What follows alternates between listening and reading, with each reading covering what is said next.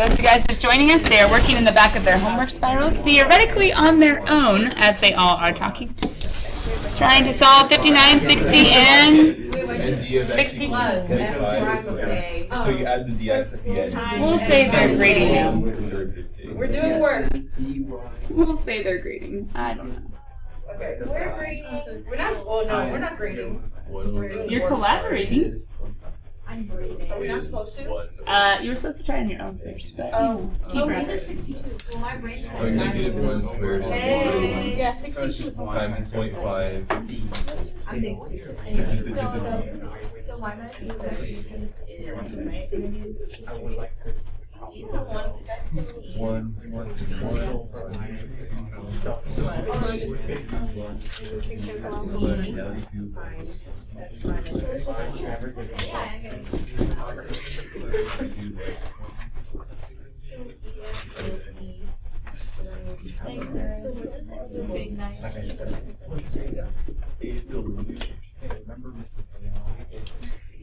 I remember her. Oh wait. Remember, like you were on. I know, that's what it sounded like. I didn't remember.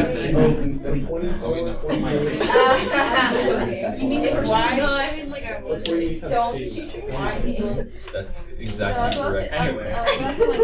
Why? What are you tinkering with over there? 62. Are you using 96? That's where it is. Is this like a part of someone's character, the tape measure? Is that what it is? Yeah.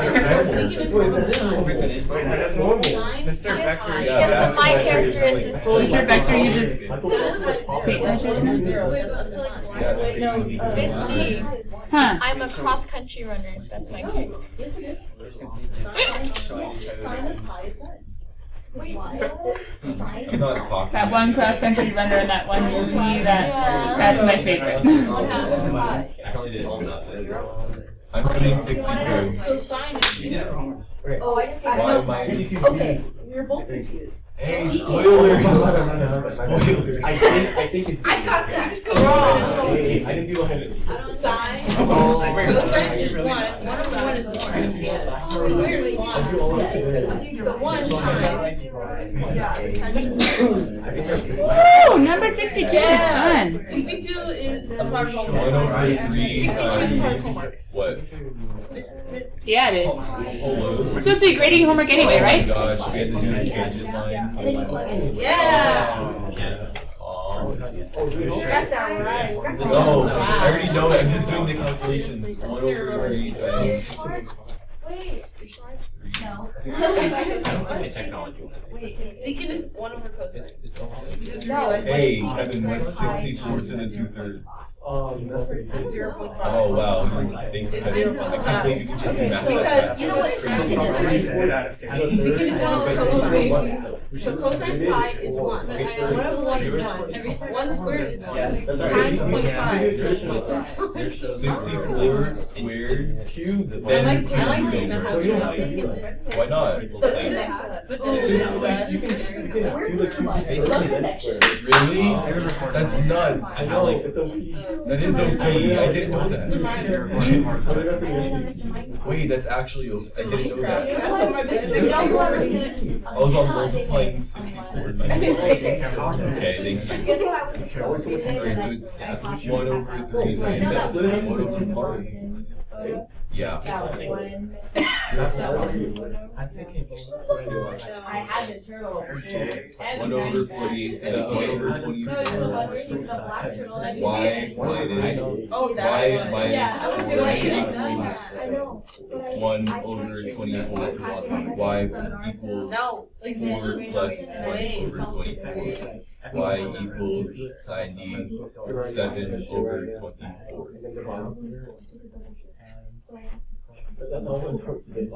Yeah, that, oh gosh, that is hard to do. But it makes sense that it would be C. Oh yeah, B, because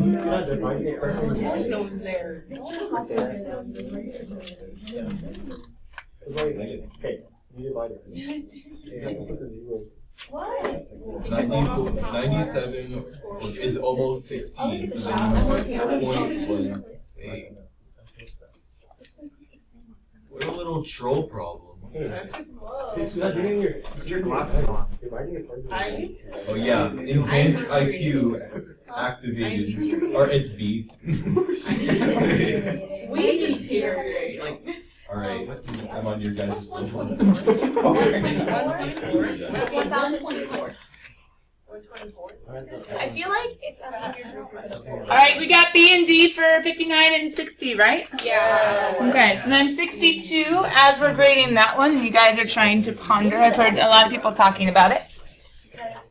Oh, yeah. You should have gotten your approximation to be 96 over 24. You guys agree? Yeah. Wow, No, never know. I actually kind of said that really loud. Wait a minute. Did I not add one? Oh, there we go. Wait, are you supposed to plug in for one? Plug in the X. Or for 59? What? Are you supposed to plug in the X value? Yeah. I thought X was like A. So you would get A instead of, so you get E instead of EX? No, But when you distribute. No, E times X is E times X. Okay, I thought. I interpreted the function at x equals 1 as A, so f of A. You repeating that will not make it any. No, that's what I did. E to the 1. Y minus e to the 1 equals e to the 1 times x minus 1. Yeah, that's No, it's funny. Yeah. All I the thought people that was that wear supposed to be. glasses notice when glasses are dirty for other people. This is the one. No. Oh, so you're agreeing. People with Yeah, glasses I'm that told me, hey, your glasses are dirty. So weird. You guys Trying to win the X game. Your maturity. It's time. Or wait, what did your phone say? Okay, so for number 62, you guys ended up with y minus the cubed root of 64 equals 1 over, how'd I get 3 cubed root of 64 squared? I heard a lot of you guys, Ryan and Kevin, you were talking about that. You take the cube root first and then you square it. Yeah, take the cube root first, which is 4, and then square it, which is 16. Life is so much easier. And 16 and 3 is 48. We're plugging in our 2. Actually, let's not do our equals. Let's use our tangent line to approximate, which I was showing over there. We're using our tangent line to approximate, which means this needs to have been added to the other side. Cube root of 64, we already talked about, is 4. We're plugging in 66. 66 minus 64 is 2. Which is how I got my 4 and 1/24, which I think, yeah, you're right, Kevin, I was just multiplying, so 96 plus 1 would be 97 over 24. That's my tangent line approximation, which is approximately the cubed root of 66, but sadly, that's not what they were asking for. What were they asking for? Percentage error. Now, here's the cool thing. Isn't the percentage error a decimal? So maybe they will let you use your calculator. So you could be doing things like the cube root of 66 and then what we did and then be like, how far off are you? I mean, if they let you use your calculator. However, there are some nice numbers of like 0.01, 0.04, 0.41%, and 4%. So how do we keep going? I have a little ratio written off to the side, but first, Abby has a question. What's up, kids? Oh, how I got 4?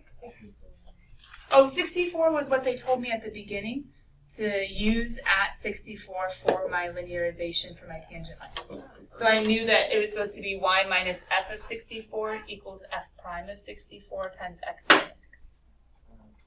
But then when I went plugging in, 4 times 4 times 4 is 64, hence how I cubed rooted.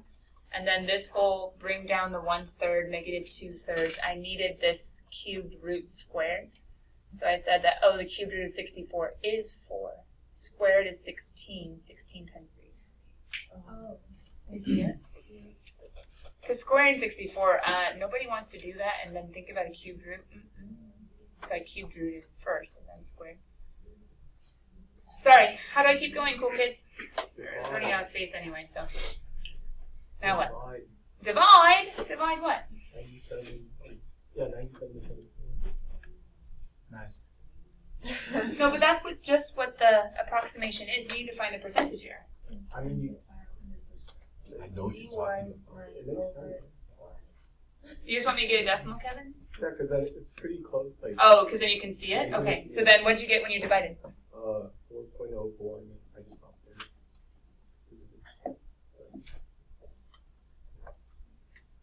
So, you know, the cube root of 64 is 4. You know, like, Yeah. I can take that in basically. Oh, so then you went ahead and, okay, got it. So you took the linear approximation and just divided it by 4? I mean, I just use like my logic. Mm-hmm. Like, it looks like it, so I got B. So he was thinking back up here how the cubed root of 64. And then what we got for the cubed root of 66, our approximation.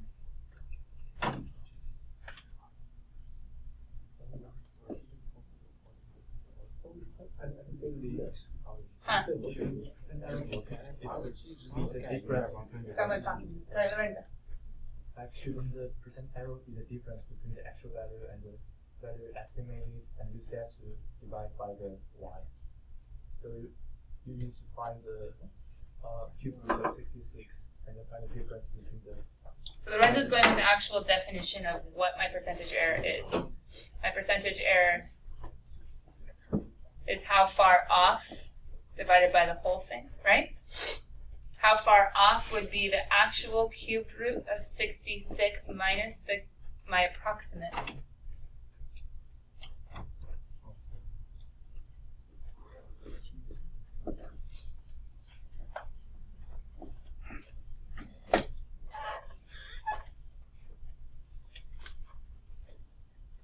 Can you tell us the actual answer for 62? So you can see. I don't have it memorized. I'm trying to see if we can find it. Because so far, Isn't that what they call it? it is an even one. Do you want to grade the evens and come back to it? We can. So nobody else has anything besides Kevin just saying like that's 4.04 and then cubed root of 64 is 4, so I think it's about B. Pause. Why would B not make sense anyway? Well, you can multiply by 100. Why are we multiplying by 100? I'm trying to think. Well, no, that's okay. 0.04% is going to be 0.0004. So you need to somehow mathematically come to something.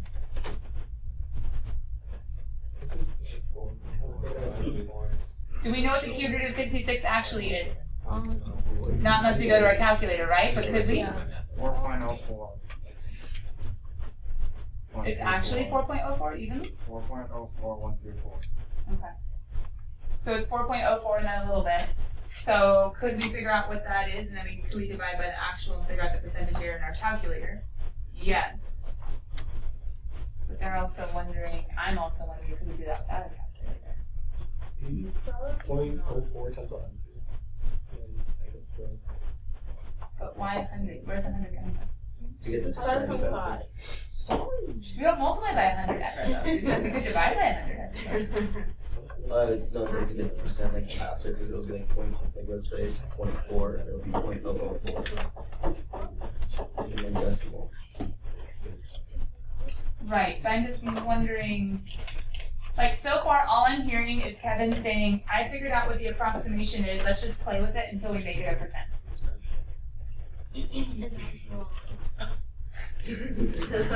Well, is the approximate supposed to equal the percentage of how far off it is? Does that make sense? Like we don't just take the approximate and play with it. 2%. Okay.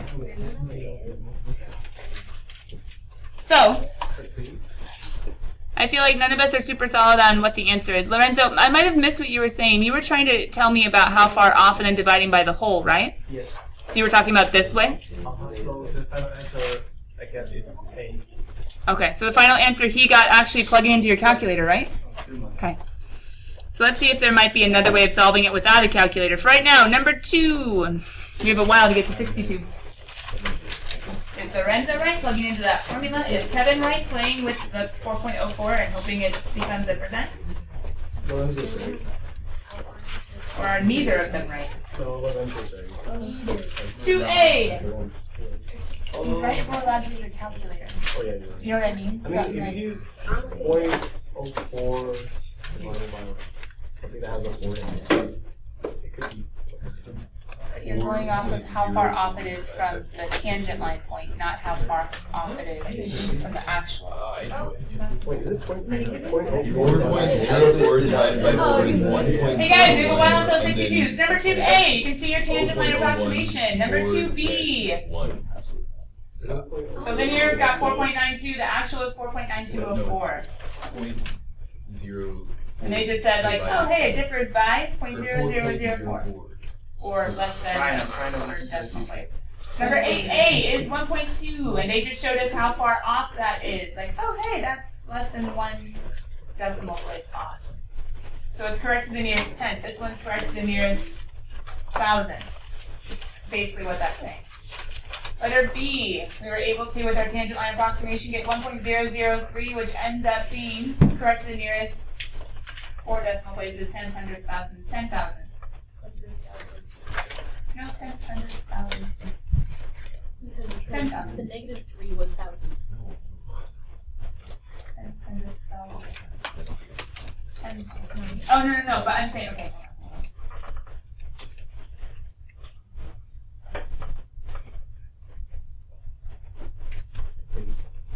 Tens, thousands. Oh yeah, I was cutting one off. Thanks, 100,000. I didn't know all of them. Number 14. 8.949494949, we just have a repeating decimal when using the linear approximation. Number 22, we end up with just the derivative times dx.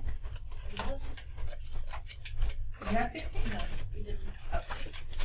Letter B, you were using that differential in order to plug in and getting negative 0.0375. Number 26, did you do your boo? The derivative of boo is boo, and then limb. All of this is all in terms of a. So we have a to the x derivative is a to the x element of a times u prime is just 1.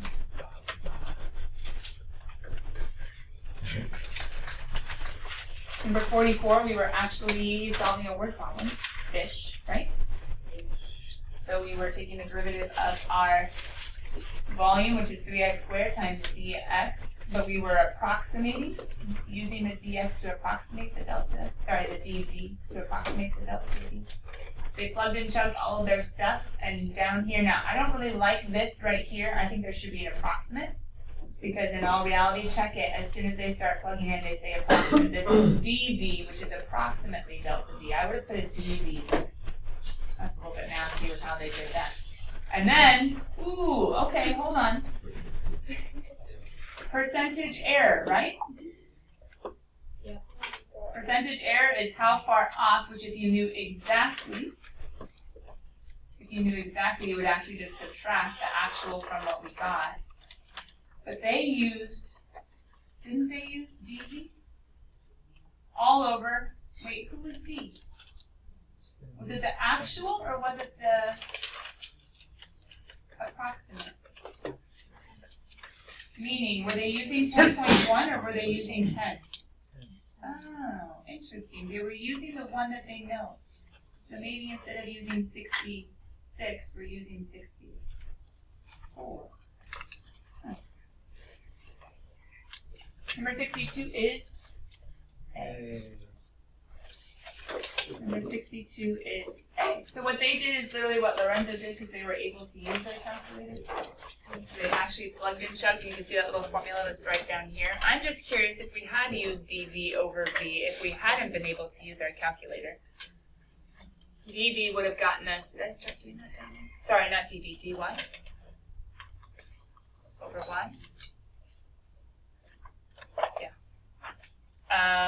If we had used, like similar to this one, the actual, not the point of tangency, not the how far off, we would have had, like Kevin was kind of thinking, the cube root of 64 in the denominator. I think if you don't use the calculator, you have to assume the linearization is close to the actual. And then you subtract it by the cube root of 64 over the linearization, which gives 0.01.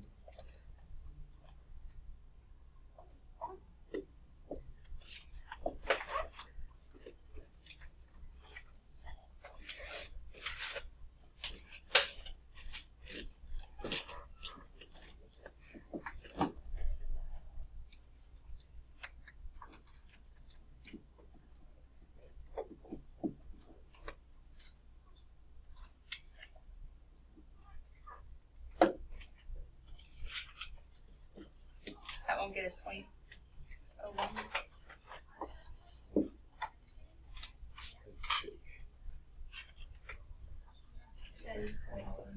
This is 0.01? Yes. Ooh, but that's 0.01, which would be 1%.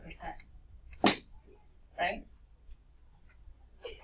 Isn't this one not multiplied by 100? What?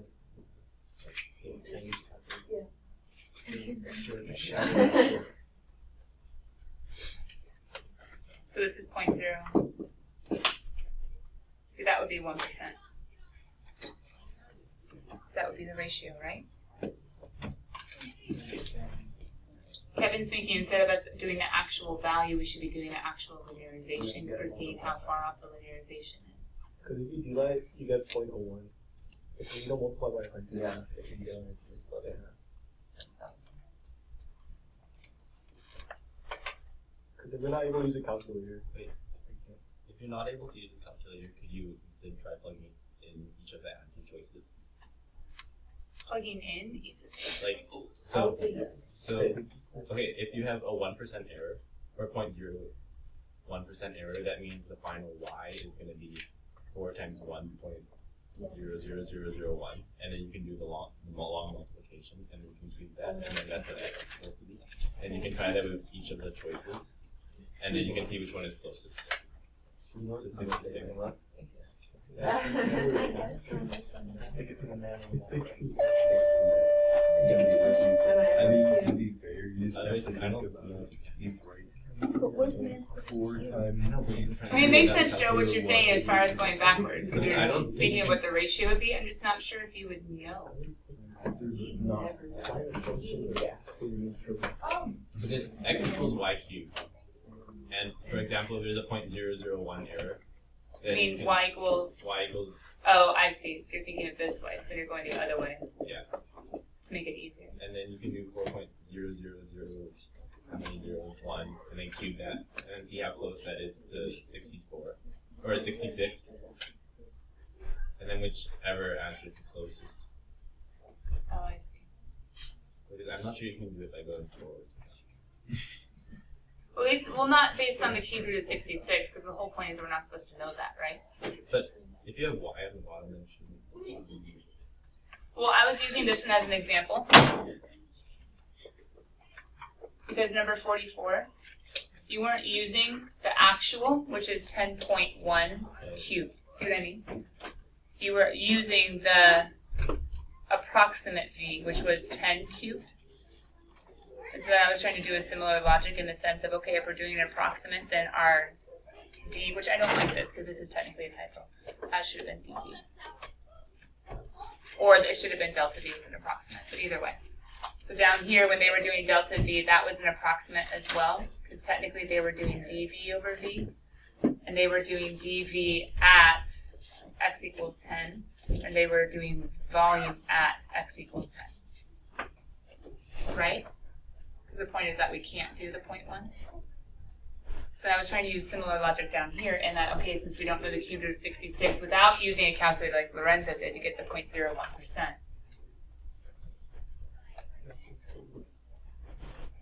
I was thinking that we could go ahead and use at 64 because that's what our approximation is for dy.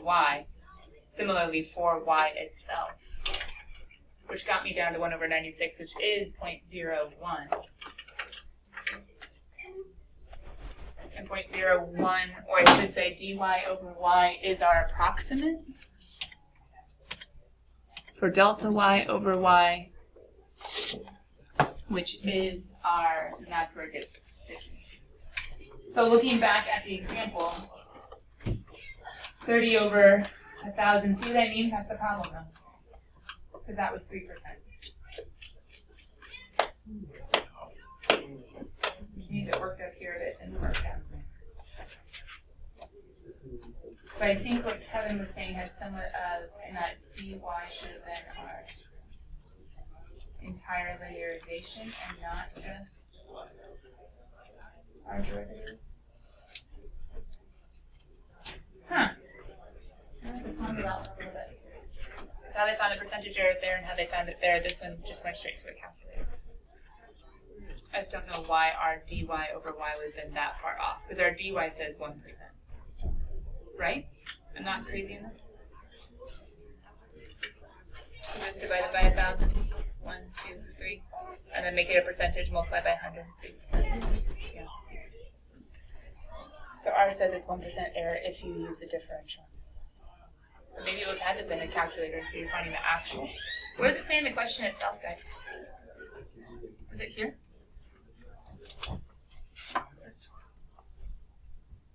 Oh. Guys, it's all in the wording. Unless I'm wrong, you guys have to go back and look at whatever that other one was. Can you go back and look at your directions for number, what is this guy? Number 44? What does it actually say that we're supposed to do for this? Did you hear that word? What's it? Oh, wrong one. What did this one say? Use to approximate. What is the percentage here? How do you know you were allowed to use your calculator and you weren't using dy over y? It says the, it doesn't say what is the approximate percentage here. So you would have had your calculator, so you would have been able to. Woo! That's a little intense. I use my calculator. Well, but okay. I was going for the approximate without a calculator, but this is the actual with a calculator. What's the point of linearization then? You can use your calculator. This question was to give you some sort of idea as far as the linearization, how good of an approximate you're getting. So it's not so much that the point of the problem is you're never allowed to use your calculator. It's a discovery of, oh, how good is the linearization approximation? At the end of the year, we're going to learn other ways of approximating that are far better, using something called Taylor-Maclaurin polynomials. And so we'll see that, okay, linearization, once again, good for a bit. I mean, at this one, 0.01%, how good are you doing? You're doing great, right? So for all practical purposes, that's within whatever percentage of error that you would probably be wanting on a measurement. Yeah, you're going to see something called, come on, Lagrange error band. That one gets super weird because they're going to have you using a calculator to see how good of an approximate. It's actually very similar to this, but it's for a much more complicated approximation technique. And you're going to be, wait, but why are we, well, they actually end up in the actual AP giving you something like a graph or a table or a chart or a statement saying, hey, you know this fact to be true, so how can you use that? You won't actually be using your calculator. But it gets super weird as far as how good of an approximate. So hang in there. There are times where it's like, wait, I thought we weren't using our calculator. That was the whole point. Well, they're trying to get you to explore and discover how good of an approximate you're actually getting. Just to have somewhat of a sense of like, it's a good one or it's not good. Should have paid more attention to the directions. Hey, that's a good life lesson in AP classes, huh? All right, cool kids. Section 5.6. Oh, I'm so sorry. Besides number 62, was there anything else that we didn't like from last night's homework?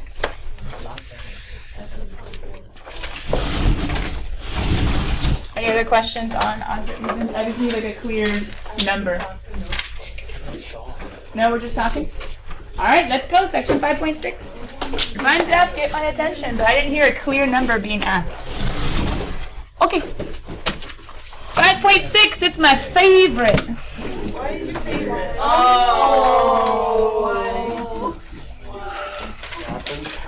You guys, it's so not that bad. If you see a related rates word problem on the AP, you should be like, yes, like, got this one. I think I just cried. Well, optimization ones are the weird ones where they can give you these random clues that you have to come up with all these geometry formulas and figure out how on earth they're related. Oh, that's weird. It's about relationships, too. Yeah. Section 5.6, you're blowing up a balloon, and the volume is changing, and the radius is changing, and the surface area of the elastic is changing, or at least, yeah. Yeah. The material is the same, but that's weird. surface area is changing whereas material is the same. Related rates. We have a lot of different things changing. So, chain rule, definitely. Implicit differentiation, definitely. Rate, we're talking about dt of something, right? What's the rate of velocity? ddt of v. What's the rate of change of position? ddt of s. What's the rate of change of acceleration? ddt of a. What's the rate of change of my foot? ddt of my foot. I don't know. The long story short is, I mean, my foot could be changing. I don't really think it is. I think ddt of my foot is probably 0. Unless I break it again, they add more stuff inside of it.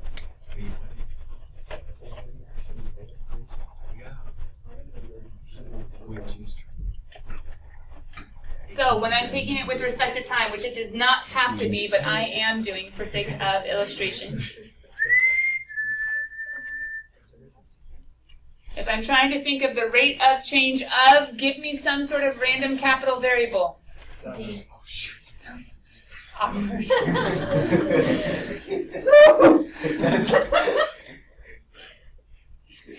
Z of B minus Z of A is how I would figure out the average rate of change of Z changing.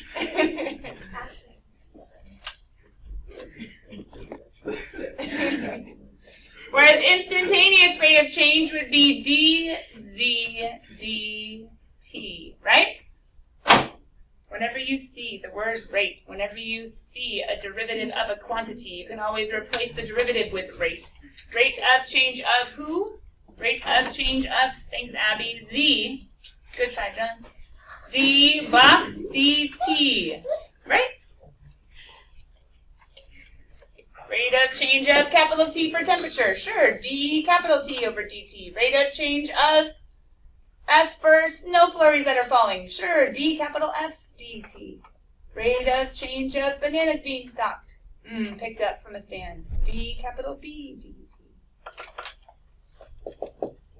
Rate of change of S for an oil spill in the ocean, ds dt, right? If something's changing, if something's increasing, or something is decreasing, if a quantity is changing, I can talk about its rate, d box dt. Now, average will still be, once again, a subtraction of the quantity over change in quantity over change in time, like a literal.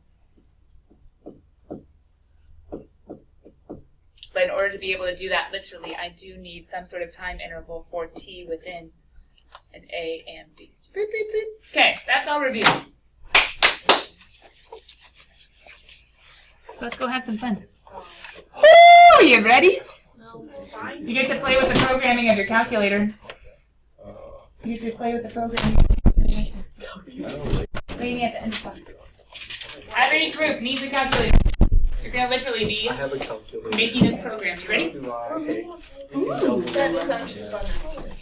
I think it's fun. My technological ones, who are going to be in AP Computer Principles this year. Have fun. Ready, set, go. Oh, what did you do to it? This is not for AP Computer Principles. Oh, come on. Follow the directions. You guys have your groups. Harry, you don't have a calculator. You're going to have to do it. Abby, you're going to have to do it. Eurus, go next to her. Eurus, he's going to join. How do you do it? And what does it do? How do you do it? And what does it do? Got it. It's hard. Cars. Oh, I didn't even see the word. I forgot harmony. Read. We're in BC. It's a geometric equation. Okay. I'm graphing it. That's right. People who are watching the video, I am going to pause. You should pause also. Play with your calculator.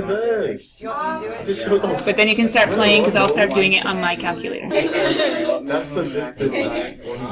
That's the Pythagoras. The girl that drives. Okay.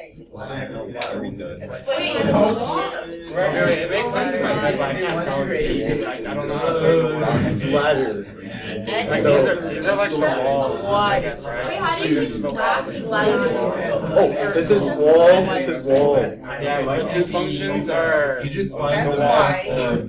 the The ranges are like oh, T's. I guess. Oh, so you're finding Wait, out Wait, what are we trying to find? Explain why the motion of the two ends of the ladder 100 minus Okay, so the first equation, that's the rate at which the ladder is falling, right? Or y or t 0 is wall, this wall, the one that goes up and down. X2t, that's wall and base, floor. Second wall, that's the Pythagorean theorem. Kids, look at where I am. Go find the little ball. I don't have that. Why? Oh, you should. Everybody does. I don't know what it is. I know. Hit enter. Which ball? Go back. Go backwards. Like normal ball or The normal ball, not the one at the line. The normal ball. Do we do it to all the equations or just? Yep. Okay. Wait, I think like Help people with the older calculator. They can do it too. Show them how. Figure out how. my I have the calculator crashed. oldest calculator. Crash? Yeah, I cleared all my What RAM. the heck? What the heck? Wait! You actually broke my calculator. Like, all my It shouldn't be broken. Yeah, all my variables are gone. Oh, That is the motion. I need help. What? Oh no. Actually, Well, I haven't used them in like 2 Okay, there were years. like Wait, all my programs are I'm gonna need help. Wait, you it literally just crashed? Yeah, like I did the 0 and it crashed my. Oh, that is so weird. I've never heard of that happening. Don't rip all my cheats. That's basically. All of my free It's okay, you'll reinstall the cheats for the math 2 exam. He's just tracing it around. I really didn't use many You know what complicated happened? formulas. So like, when I put in the Whoa, 0, Misty, that's this thing cool. like started Wow. turned off and then it just died. So, What happened? oh yes. If you want to be really cool, you can figure out how to actually draw a line that changes each time. That would be even more fun. Where did you get the ball? Okay, let's check. Press enter and then choose the line. Oh. Did you hear that, David? Okay. Oh, I don't know. civilization. What? Wait, what is the show? Oh, What is the okay. show? It's just Oh, tracing the Are you in line. private? Yeah, go back. And it's gone. How do you find the Oh ball? wait, we can just Okay, email it. so you see that white equals? Go to the, it says where you can change the color of the line. Okay, we can see Oh, where it's oh, 11. Bye. We see it. Okay, Where you can- where you can change the color. I don't want to count. Okay, how do you find the max in there? How? I saw it. Okay, we know the min is 0. I'm gonna do it This time again. can't be negative. Why is it? I'm assuming. Okay, I'm changing it back to the regular. Zero's kind of weird. Wow, the rate of change in this function is instant because it keeps instantly It's disappearing. technically a drawing that you guys are doing, so you could go to draw, clear draw, and then see it again. I slowed it down a lot because it went too fast for me. Wait, I don't understand. You can change how fast. Remember I told you how? By increasing the denominator, so I made it 5 over 100 instead of 5 over 20. You could speed it up just a little bit by doing like 5 over 50 instead. Oh, sorry, that's too I'm lost. I can't see nothing. Now, it would take a little bit more work if you were like a programmer actually trying to like show simulations of different related relates problems. Because it would be much more helpful if this was an actual ladder, right? That could be a bit cooler, but you have to go ahead and figure out what the T steps are and which points they're showing, and then you have to draw a line between those points every single time and have to make it general so that it would change based on a certain formula depending on what they or how fast they wanted to see it. But anyway, long story short, what are you seeing in this simulation? Something is falling. What's falling? What part of the ladder? The end part. The vertical, right? The top part of the ladder. The top part is falling, aka the height on the wall is decreasing, and what's happening down here? The foot of the ladder is increasing, but what are they trying to show you? How they relate to each other. Are they the exact same? No? Why? Just from like the illustration, if this is truly how the ladder falls. I could slow it down a little bit. Remember? You can come up here and every day. Why would it be? I don't know. People keep calling me those. Only here, Abby. Only here. At least you get 10. Like, no one's I can't say it. Ever. Yes. No, that would just send them away. That would be a death. I get a message from someone. You just totally. Go Give back. me your pen, give me your wand, give me your wand. Just go back in time and use that. Okay. I did it on So, tape. as you guys saw the ladder falling, and you saw the two different rates, right? It was two different rates as far as this one's like, bam, and that one's just like constant. It seems like it's falling outwards constantly as it's falling downwards at an increasing rate. I need to make this a whole screen. What was the exploration asking you guys to talk about or to think about at the very end of it, if I can zoom back in? It said to graph, it said to watch it. Do they seem to be at the exact same rate? You can watch it over again. What does number 6 say? If y represents the vertical height of the top Yeah, of the I'm just ladder, rubbing x the distance to the bottom of the wall, or y and Is there a problem? So it's basically telling us to start doing math to it, right? So then, how is x and y for a ladder against a wall? How is it related? Wait, what? How is it related? How are these two related, mathematically speaking? What kind of equation can put them together? Oh wait, don't stress. The ladder is also 10 feet. Oh, isn't it just x squared plus y squared is equal to 100? Isn't that the relationship? And it says after you can relate, now we need to find dy dt. Well, how do we find dy dt? We derive. So we have 2x dx dt, because as you notice, the blue dot's changing at a certain rate. We also have 2y dy dt, because the red dot is changing at a certain rate. Right? Now wait a minute, why did they say that dx dt is 2?